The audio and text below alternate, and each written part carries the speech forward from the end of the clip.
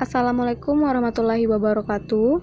Pada video kali ini kita akan membahas mengenai menulis artikel di jurnal elektronik oleh kelompok 12, yaitu ada Hanifah Anis Wahidrus, Fuji Zahara, dan Sukses Jona Mutia. Nah, adapun pokok pembahasannya yaitu yang pertama ada etika bagi autor, kedua ada sistematika artikel hasil penelitian, yang ketiga sistematika artikel non-penelitian, dan keempat tahapan menulis artikel ilmiah di jurnal elektronik, yang kelima menulis artikel ilmiah sesuai aturan, dan yang terakhir itu ada merevisi artikel sesuai saran dan reviewer. Yang pertama yaitu mengenai etika bagi autor yang saya jelaskan sendiri. Yang pertama yaitu ada pelaporan di mana penulis harus memberikan informasi tentang proses dan hasil penelitiannya kepada redaksi secara jujur, jelas, dan menyeluruh. Nah, serta tetap menyimpan data penelitiannya dengan baik dan aman. Yang kedua yaitu ada orisinalitas dan plagiarisme. Nah, penulis itu harus memastikan bahwa naskah yang telah dikirim itu diserahkan ke redaksi adalah naskah asli, ditulis oleh dirinya sendiri, bersumber dari ide dan gagasan sendiri, dan bukan menjiplak karya tulis atau ide gagasan orang lain. Nah, penulis dilarang keras untuk mengalinamakan sumber referensi yang dikutip ke nama orang lain. Nah, yang ketiga itu ada pengulangan pengiriman, di mana penulis itu harus menginformasikan bahwa naskah yang dikirim atau yang diserahkan ke redaksi adalah naskah yang belum pernah dikirimkan atau diserahkan ke penerbit jurnal atau publikasi lainnya. Nah, apabila nanti ditemukannya ada redundansi pengiriman naskah ke penerbit lain, maka redaksi akan menolak naskah yang dikirimkan si penulis. Nah, yang keempat yaitu ada status penulis, di mana penulis itu harus menginformasikan ke redaksi bahwa penulis memiliki kompetensi atau kualifikasi dalam bidang kepakaran tertentu yang sesuai dengan bidang ilmu terbitan, yaitu kepustakawan. Nah, penulis yang mengirimkan naskah ke redaksi adalah penulis pertama, sehingga jika ditemukan masalah dalam proses penerbitan naskah, dapat disegerakan dituntaskan. Nah, selanjutnya ada kesalahan penulisan naskah. Nah, penulis harus segera menginformasikan ke redaksi apabila ditemukan kesalahan dalam penulisan naskah, baik hasil review maupun hasil edit. Kesalahan penulisan tersebut mencakup penulisan nama, afiliasi atau instansi, kutipan, serta tulisan lain yang dapat mengurangi makna dan substansi naskah. Nah, jika hal itu terjadi, penulis harus segera mengusulkan perbaikan naskah. Nah, selanjutnya yaitu ada pengungkapan konflik kepentingan. Nah, penulis ini harus memahami etika publikasi ilmiah di atas untuk menghindari adanya konflik kepentingan dengan pihak lain. Nah, sehingga naskah dapat diproses secara lancar dan aman. Nah, untuk materi kedua yaitu mengenai sistematika artikel hasil penelitian. Yang pertama itu ada judul.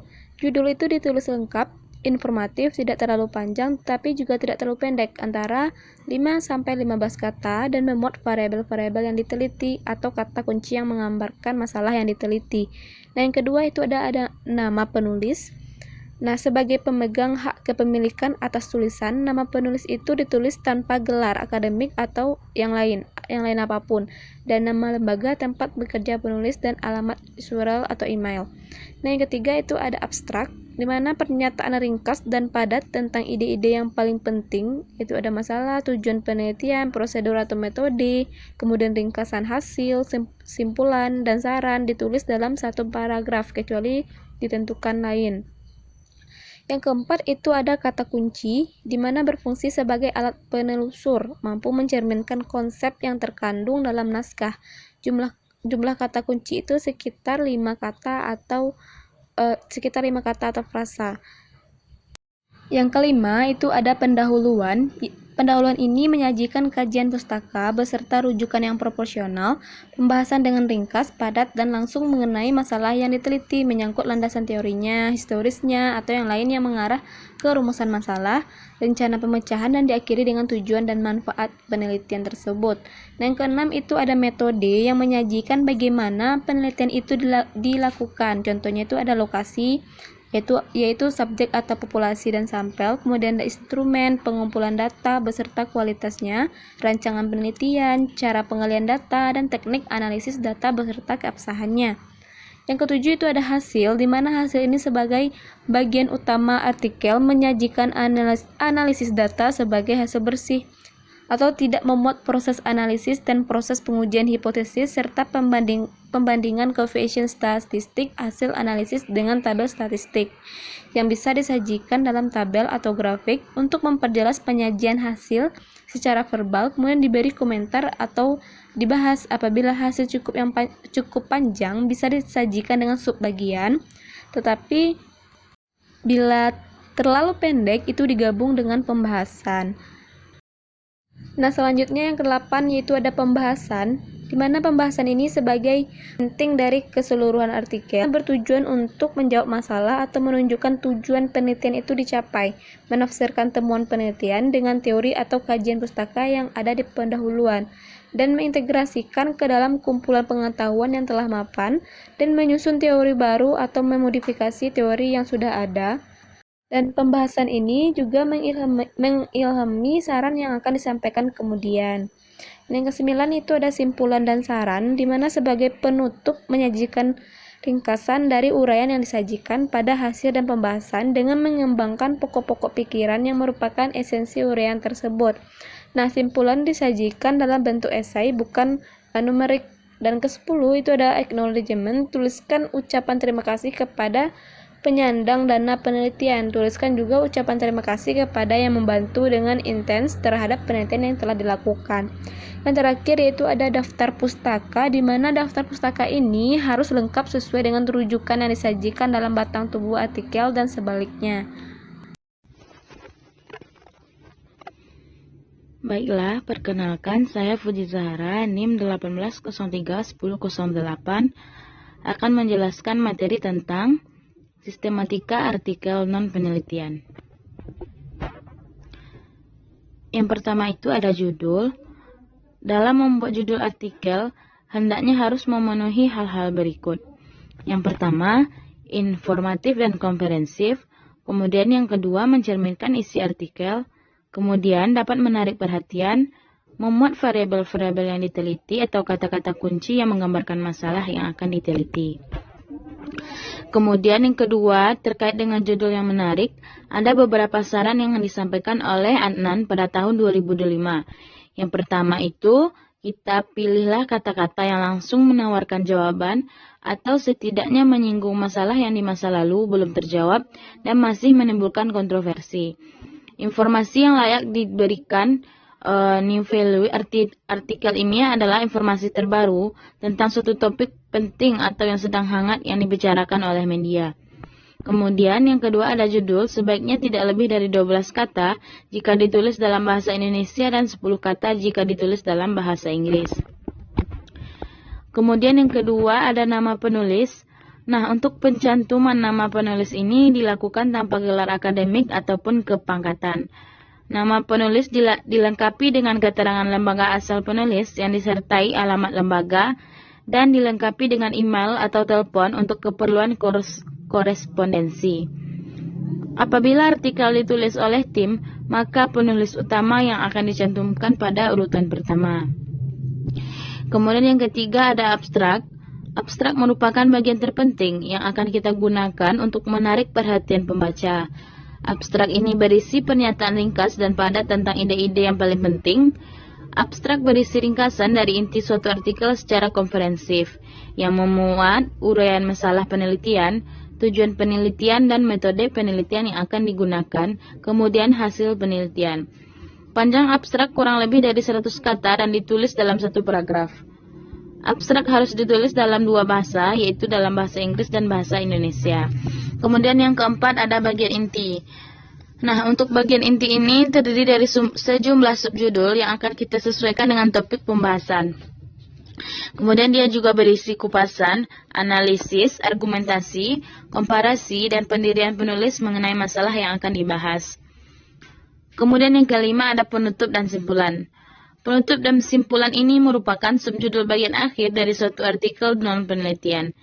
Isinya berupa catatan akhir atau yang sejenisnya, atau juga berisi penegasan sikap penulis atas masalah yang akan kita bahas. Yang keenam ada rujukan. Dalam rujukan ini diutamakan apabila sumber pustaka atau rujukan berasal dari lebih dari satu sumber buku, jurnal, makalah, internet, dan lain-lain. Baiklah, materi selanjutnya yaitu tentang tahapan menulis artikel di jurnal elektronik. Yang pertama itu ada pedoman umum. Nah, dalam pedoman umum ini, yang pertama itu ada naskah, merupakan ringkasan hasil penelitian. Kemudian yang kedua, naskah ditulis dengan huruf Times New Roman font 11. Panjang naskah sekitar 8-15 halaman dan diketik dengan spasi 1. Kemudian setting halaman adalah 2 kolom dengan equal width kolom dan jarak antara 5 kolom antar kolom 5 mm. Sedangkan judul, identitas, penulis, dan abstrak ditulis dalam 1 kolom. Kemudian untuk ukuran kertas adalah A4 dengan lebar batas-batas tepi adalah 3,5 cm, untuk batas bawah dan kiri atas, sedangkan kanan adalah 2 cm. Kemudian yang kedua ada sistematika penulisan. Yang pertama, pada bagian awal itu terdapat judul, nama penulis, dan abstraksi. Kemudian pada bagian utama terdiri dari berisi pendahuluan, kajian literatur, dan pengembangan hipotesis. Kemudian ada cara atau metode penelitian. Kemudian juga ada hasil penelitian dan ada pembahasan. Dan kemudian juga ada kesimpulan dan saran. Kemudian bagian akhir yaitu ada ucapan terima kasih jika mau menggunakan atau jika ada. Kemudian ada keterangan simbol jika ada, dan yang terakhir ada daftar pustaka. Daftar pustaka merupakan bagian terpenting yang harus dicantumkan dalam sistematika penulisan artikel. Kemudian selanjutnya itu ada judul dan nama penulis. Untuk judul dicetak dengan huruf besar atau huruf kapital dan dicetak dengan tebal atau bold dengan jenis huruf Times New Roman font 12, spasi tunggal dengan jumlah kata maksimum 15. Untuk nama penulis ditulis di bawah judul tanpa gelar dan tidak boleh disingkat. Diawali dengan huruf kapital tanpa diawali dengan kata oleh. Untuk penulis kedua, ketiga, dan seterusnya. Nama perguruan tinggi dan alamat surat email, semua penulis ditulis dengan nama penulis dengan menggunakan Times New Roman font 10. Kemudian yang selanjutnya itu ada abstrak, di mana abstrak ditulis dalam bahasa Inggris dan bahasa Indonesia, berisi tentang inti permasalahan atau latar belakang penelitian, cara penelitian, pemecahan masalah, dan hasil yang diperoleh. Kata abstrak kita cetak dengan tebal. Jumlah kata dalam abstrak tidak boleh lebih dari 250 kata dan diketik menggunakan 1 spasi. Jenis huruf abstrak adalah Times New Roman font 11, disajikan dengan rata kiri dan rata kanan, disajikan dalam 1 paragraf, dan ditulis tanpa menjorok pada awal kalimat. Kemudian abstrak juga dilengkapi dengan keyword yang terdiri dari 3-5 kata yang menjadi inti dari uraian abstraksi. Kata keyword dicetak dengan tebal atau huruf bold. Kemudian yang kelima ada azuran umum dalam penulisan naskah. Yang pertama, ada setiap subjudul ditulis dengan huruf Times New Roman font 11 dan kita cetak dengan tebal. Alinea baru ditulis menjorok dengan indent phrase line 0,75 cm. Antar alinea tidak kita beri spasi. Kemudian yang ketiga, kata asing ditulis dengan huruf miring atau italik. Dan semua bilangan kita tulis dengan angka kecuali pada awal kalimat, dan bilangan bulat yang kurang dari 10 harus dieja. Kemudian yang selanjutnya, tabel dan gambarnya harus diberi keterangan yang jelas dan diberi nomor urut. Kemudian yang selanjutnya ada referensi. Nah, untuk referensi sendiri, semua yang tertera dalam daftar pustaka harus kita rujuk di dalam naskah. Kemutahiran referensi ini merupakan hal yang paling utama dan sangat diutamakan. Nah, ini merupakan gambar dari judulnya ini kita tulis dengan font Times New Roman dicetak tebal, maksimum menggunakan 12 kata. Kemudian di sini kita membuat nama mahasiswa pembimbing menggunakan huruf 10 cetak tebal dan tidak boleh disingkat. Kemudian juga diisi dengan prodi kita, nama jurusan, fakultas. Kemudian ada email penulis pertama, penulis kedua, dan penulis selanjutnya. Dan digunakan juga dengan menulis font Times New Roman 10 dan dengan spasi tunggal, kemudian tidak boleh dicetak dengan tebal. Nah, kemudian di bagian bawah juga terdapat abstrak. Nah, seperti yang bisa dilihat di slide PPT, bahwa abstrak ini ditulis dengan bahasa Inggris atau bahasa Indonesia, kemudian tidak boleh lebih dari 200 kata. Kemudian di bagian ke bawah itu kita juga membuat keywordnya, maksimum menggunakan 5 kata kuncinya, dan juga menggunakan font TMR dengan spasi tunggalan. Lalu keywordnya ini kita cetak dengan miring. Selanjutnya pada bagian pendahuluan. Nah, pada bagian pendahuluan ini berisi yaitu tentang latar belakang, konteks penelitian, urgensi permasalahan, hasil kajian pustaka utama yang menjadi landasan penelitian, kemudian juga hasil-hasil riset sebelumnya yang relevan dengan kajian penelitian dan tujuan penelitian. Nah, penulis sangat disarankan menggunakan referensi artikel jurnal bereputasi dari terbitan terbaru untuk dijadikan landasan penelitian. Nah, seluruh bagian pendahuluan disajikan secara terintegrasi dalam bentuk paragraf, tidak dibagi per bagian, yang ditulis dengan model pembaban, laporan penelitian, skripsi, tesis, disertasi. Kemudian pada bagian panjang pendahuluan ini 15-20% dari total naskah yang kita buat menggunakan font TMR 11 spasi 1. Kemudian lihat terbitan Tantra sebelumnya untuk kita menyesuaikan isi tulisan dan gaya sel lingkung. Selanjutnya pada bagian metode, pada bagian metode penelitian ini kita menjelaskan tentang pendekatan, ruang lingkup atau objek, definisi operasional variabel atau deskripsi fokus penelitian, tempat, populasi, dan sampel informan, bahan dan alat utama, teknik pengumpulan data, dan teknik analisis data. Bagian ini berisi uraian prosedur dan langkah-langkah penelitian yang bersifat khas sesuai dengan topik yang dikaji. Nah, pada bagian metode ini panjangnya berkisar 10-15% dari total naskah yang kita buat. Kemudian seluruh bagian metode ini juga disajikan secara terintegrasi dalam bentuk paragraf, tidak dibagi bagian per bagian, yang ditulis dengan model pembabat, laporan penelitian, skripsi, tesis, dan disertasi. Dia juga menggunakan. Kemudian kita masuk ke hasil dan pembahasan. Pada hasil dan pembahasan ini, subjudulnya ditulis dengan huruf kapital, diawali dengan huruf kapital di awal saja dan menggunakan huruf tebal. Seperti bagian yang lain, tidak diberikan nomor huruf atau balet. Bahasa asing, bahasa daerah, dan istilah tidak baku dicetak dengan huruf miring. Bagian hasil dari pembahasan menyajikan hasil penelitian. Hasil penelitian disajikan dengan lengkap sesuai dengan ruang lingkup penelitian. Hasil penelitian dapat dilengkapi dengan tabel, grafik atau gambar atau bagan. Tabel dan gambar diberi nomor judul. Kemudian hasil data dimaknai dengan benar. Hasil penelitian dapat dilengkapi dengan tabel, grafik, gambar, atau bagan menggunakan TMR 11. Nah, seperti yang terlihat pada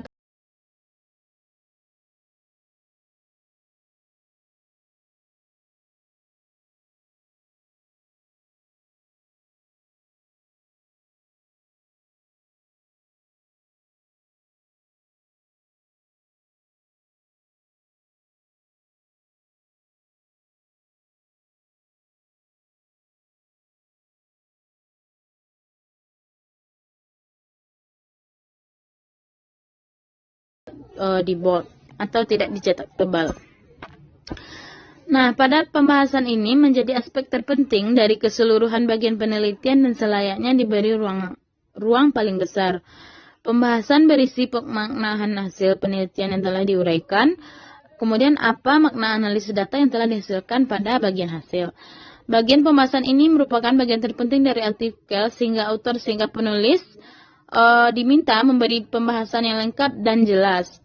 Pembahasan harus menunjukkan kebaruan dan temuan signifikan dari penelitian yang digunakan. Pembahasan dilakukan yang pertama itu kita menafsirkan temuan-temuan penelitian, yang kedua mengintegrasikan temuan dan struktur ilmu pengetahuan, kemudian yang ketiga kita mengungkap temuan-temuan baru atau teori baru yang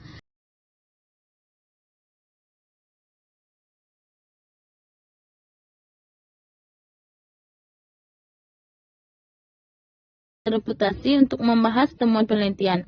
Panjang paparan hasil penelitian dan pembahasan antara 50-60% total panjang artikel. Bagian pembahasan ditulis dengan TMR 11. Jika naskah menyertakan gambar, gambar diberi nomor sesuai urutan penyajian, seperti gambar 1 dan seterusnya. Judul gambar diletakkan di bawah gambar dengan posisi di tengah, seperti yang bisa kita contohkan. Kemudian yang kedua, yang untuk gambar 1 itu kita tuliskan ilustrasi karya Ahmad Yasin pada harian Kompas Minggu 8 Maret 2020. Nah, ini merupakan contohnya ya. Selanjutnya ada simpulan dan saran. Untuk simpulan berisi rangkuman singkat dan hasil penelitian dan pembahasan. Simpulan adalah temuan penelitian yang berupa jawaban atas pertanyaan penelitian atau tujuan penelitian. Hasil penelitian ini memberikan saran atau kontribusi terhadap aplikasi atau pengembangan ilmu. Simpulan dan saran dipaparkan dalam bentuk paragraf antara 5-10% total panjang naskah menggunakan TMR 11. Kemudian yang terakhir itu ada daftar pustaka. Nah, di dalam daftar pustaka ini memuat sumber-sumber yang dirujuk dan minimal 80% berupa pustaka terbitan 5 tahun terakhir. Daftar rujukan ditulis dengan American Psychological Association, APA 5th edition. Semua sumber yang tercantum dalam daftar pustaka harus dalam naskah artikel. Penulisan naskah dan situasi yang diacu dalam naskah ini disarankan menggunakan aplikasi referensi seperti Mendeley, Zotero, Redwork, EndNote, dan lain-lain. Kemudian dia juga menggunakan font seperti biasa, TMR, Time New Roman, font 11. Mungkin sekian pemaparan materi dari saya. Yang selanjutnya akan dilanjutkan oleh rekan saya, Hanifah Niswa Idrus. Nah, baiklah, di sini saya akan menjelaskan mengenai menulis artikel ilmiah sesuai aturan. Nah, di sini sudah saya dapatkan artikel ilmiah yang saya cari mengenai pengembangan media pembelajaran permainan ular tangga biologi pada materi keanekaragaman hayati untuk siswa kelas 10 SMA. Nah, berdasarkan sistematika artikel, biasanya artikel itu berisi judul. Nah, judul di sini seperti yang saya sebutkan tadi, judul berisi informatif, tidak terlalu panjang, dan memuat variabel-variabel yang diteliti atau kata kunci yang menggambarkan masalah yang diteliti. Nah, selanjutnya nama penulis. Nama penulis ini ditulis tanpa gelar akademik ataupun yang lainnya, dan nama lembaga tempat bekerja penulis. Nah, nama penulis di sini adalah Mariesa Wahyu Fitri, Retni S. Budiarti, dan Upi Yelianti. Nah, selanjutnya abstrak. Abstrak ini dia berisi pernyataan ringkas tentang ide-ide yang paling penting seperti masalah, tujuan, seperti yang kita lihat pada artikel ini sudah memuat apa yang ditentukan oleh abstrak. Selanjutnya kata kunci sebagai alat penelusur mampu mencerminkan konsep yang terkandung dalam naskah. Nah, selanjutnya pendahuluan. Pendahuluan ini menyajikan pustaka beserta rujukan yang ringkas, padat, langsung mengenai masalah peneliti yang diteliti. Nah, selanjutnya metode. Nah, dalam artikel ini metode itu menyajikan bagaimana penelitian itu dilakukan, lokasi, subjek atau populasi, dan sampel instrumen. Nah, beserta juga dengan kualitas rancangan penelitian serta penggalian data dan teknik analisis data beserta keabsahannya. Selanjutnya yaitu hasil penelitian dan pembahasannya.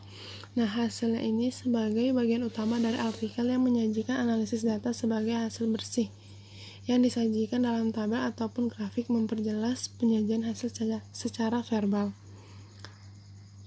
Nah, sedangkan pembahasannya itu dia merupakan bagian yang terpenting dari keseluruhan artikel yang bertujuan untuk menjawab masalah atau menunjukkan tujuan penelitian yang dicapai, menafsirkan temuan penelitian dengan teori dan kajian. Nah, selanjutnya yaitu kesimpulan dan saran. Nah, kesimpulan dan saran ini dia berisi sebagai penutup dan menyajikan ringkasan dari uraian yang disajikan pada hasil pembahasan dan mengembangkan pokok-pokok pikiran. Nah, Dan yang terakhir bagian daftar pustaka. Daftar pustaka ini harus lengkap sesuai dengan rujukan yang disajikan dalam batang tubuh artikel dan sebaliknya. Nah, selanjutnya yaitu merevisi artikel sesuai dengan saran reviewer. Nah, setiap artikel lazimnya ditinjau oleh lebih dari satu reviewers, kebanyakan oleh 2 reviewers. Nah, dari sini bisa muncul masalah terkait tugas pengelola atau editor jurnal. Bagaimana jika terjadi perbedaan penilaian antara kedua reviewers? Nah, umumnya diakui beberapa kenyataan sebagai berikut.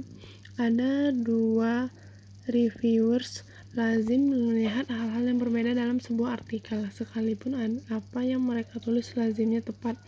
Yang kedua, di pihak lain, 2 reviewers sebaiknya memang tidak memberikan komentar yang saling tumpang tindih alias melulu melihat hal atau hal-hal yang sama dalam sebuah artikel. Untuk itu, sebaiknya dipilih reviewers dengan tipe yang berbeda. Yang ketiga yaitu menyangkut komentar terhadap suatu gejala yang sama. Masing-masing reviewers lazimnya akan memberikan alasan yang berbeda kendati sama berbobotnya.